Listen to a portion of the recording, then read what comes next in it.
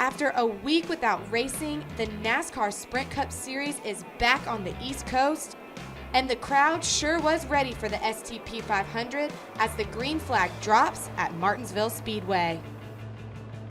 Coors Light pole winner Joey Logano gets an early jump over Casey Kane out of turn 1, but that lead is going to be short-lived because on lap 5, Dale Jr. goes for a spin.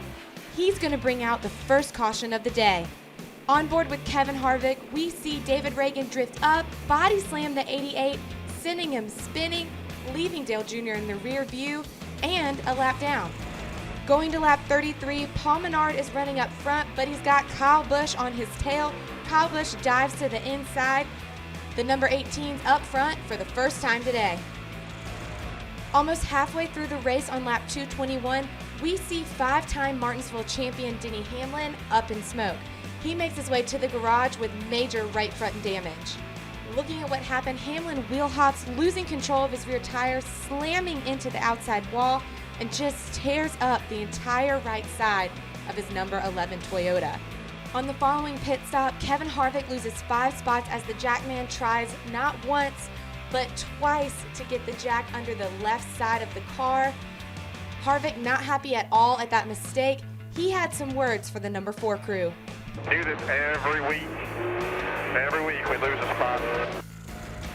With just 15 laps to go, McMurray completely loses his left rear.